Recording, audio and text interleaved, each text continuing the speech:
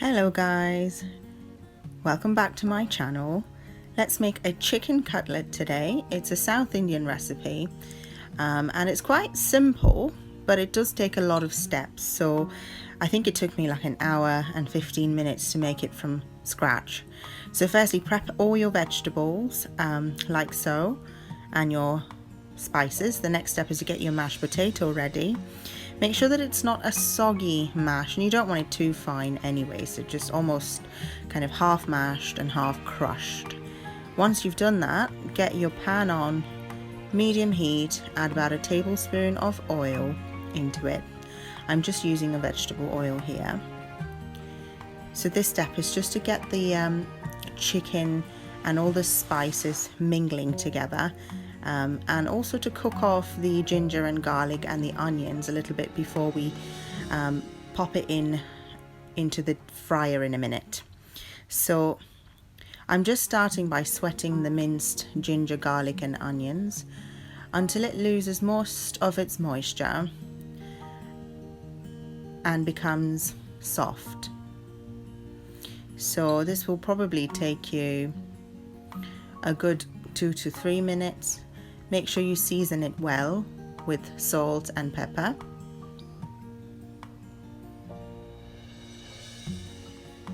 So you don't want the heat to be too high. A medium to a slow heat is best for this, because you're just trying to sweat the onions a little bit here. You definitely don't want a lot of color on them. You just want it to soften and lose the moisture. So once it gets to this sort of stage, you can see it's all kind of clumping together because most of the moisture from the onions have gone.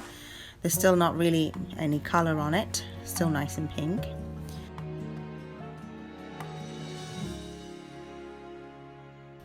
So at this point you can start adding in your chicken that you've shredded, and I'm using parsley today because that's all I had in the fridge. You can use coriander, you can use mint. All of these herbs work really well in a chicken cutlet, so parsley for me today. Mix it all together nicely. So you're not really necessarily trying to cook anything at this point because it's already cooked anyway, as I mentioned. All you're doing is just trying to mix all the spices and the herbs, all of it in together nicely. Taste your chicken and season it if it needs a bit of salt and pepper. I think the key to making a really good cutlet is to make sure that you keep tasting it every once in a while, just to make sure that the flavors are there and that it is to your taste, because you know, everybody makes it slightly differently. Some people like it really spicy and they will add lots of freshly chopped green chilies in there.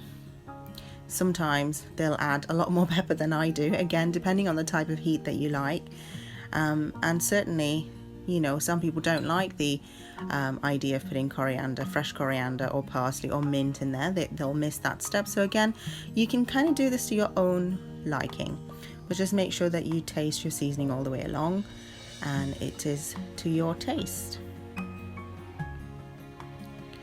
The filling does need to be quite flavorful, because otherwise when you bite into a cutlet it's not very nice when it's quite a bland tasting mixture.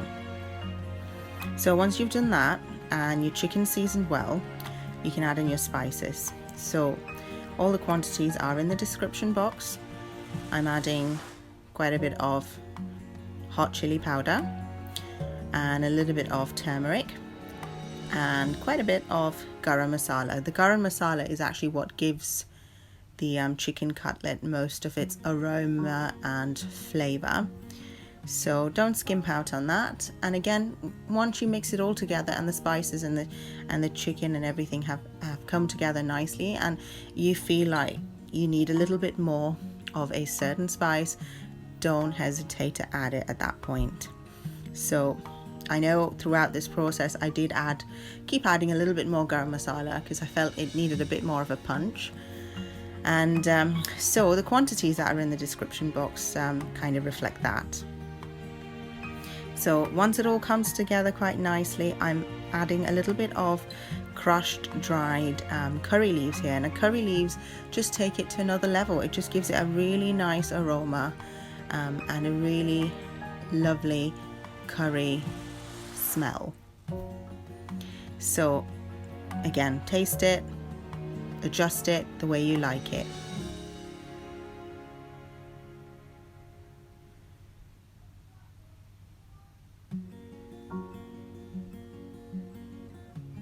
My kitchen was smelling very nice at this point.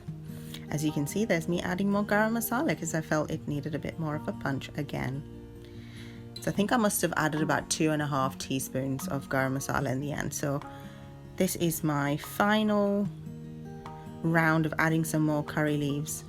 Now the curry leaves, again, if you have it, great. If you haven't got it, don't worry about it. You can, replace it with other fresh herbs. So as I said, mint, coriander, all of these work well together in this anyway. So just pop in what you can find, and I'm sure it'll still turn out absolutely delicious. So that's that done. Now time to get the whole thing mixed together with the potatoes. So you don't have to be very fancy about this step, just pop it in a nice bowl, and you can either use a spoon or your hands. I prefer my hands because it just, something about using my hands just feels more natural while I'm doing this. So yeah, just mix the whole thing together. You kind of want to squeeze the chicken and the potatoes together so that it kind of becomes almost like a doughy texture. So soon you'll know when it comes together a bit like this that it's done. So you can kind of make a nice little ball and it doesn't crumble. You know that you've mixed it enough. So at this point you can taste it again and season it a bit if you need to, because sometimes with the potatoes, you might not have added enough salt to the water while you'd cooked it, so the potatoes might obviously have diluted the salty taste that you need for this. Yeah, so you might need to add a bit more salt and pepper at this point as well. So just make sure you taste it and be happy with the flavors that you've got. Once you've done that, just make little balls in your hand. I mean, the size is completely up to you. To be honest, most people like to make them into a nice round or a nice oval patty. So just kind of keep going until you've done that to all of this mixture here. I think in Kerala, where I'm from, traditionally they make this into like a teardrop shape, which is so pretty and absolutely gorgeous when it's on a plate served. However, I've tried several times to make it into that shape and I never really succeed. Certainly none of it looks very even, so I've given up on that shape and I just end up doing round or roundish. Now once that's done, you can move on to the next step, which is just deep frying all of these lovely cutlets. So get your pan on, and you are going to be sort of deep frying it, so you need to have quite a bit of vegetable oil in there.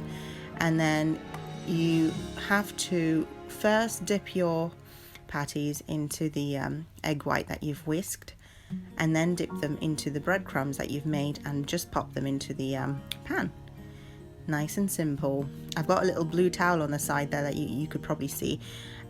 What I have that there for is just making sure that my fingers don't get coated in breadcrumbs, because they do inevitably get coated in breadcrumbs and get really sticky and make this process a bit harder when I'm sort of rolling the patties in the crumbs. So every once in a while I'll just sort of make sure that my fingers are clean again, just rubbing them on that towel.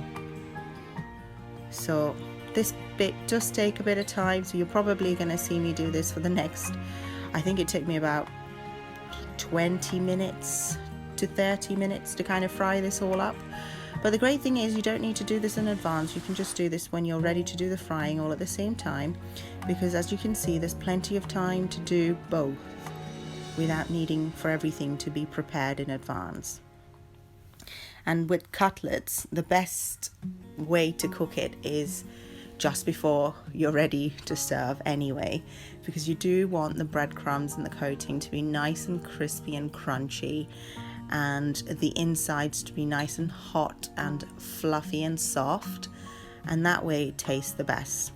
So again, you're kind of looking for a nice golden brown to a deep sort of golden brown color. You don't want to over fry them because of course it's going to burn on the outside and it's not going to have a very nice taste, but a nice golden brown, and then you just sort of take them out when they get to that stage, pop them on some paper towels so it drains all the excess oil. Oh, just make sure that the oil isn't extremely hot. You kind of want a medium heat to the oil, because otherwise the minute you drop it in, everything's just gonna burn, unfortunately. So you want a nice kind of medium heat. So you just want to see as you drop it in that those little bubbles kind of coming around the cutlets. So when they're ready, yeah, just take it off and put them on that paper towel. As you do this, you'll just get quicker and quicker at rolling everything in the breadcrumbs and getting them ready for the next batch. So yeah, I mean, if you think this would be too much for you to do all at once, you can always obviously have the cutlets already breadcrumbed and ready to go, and then just do the frying step, you know, one at a time. That would also work absolutely fine. So make sure not to overcrowd them in the pan.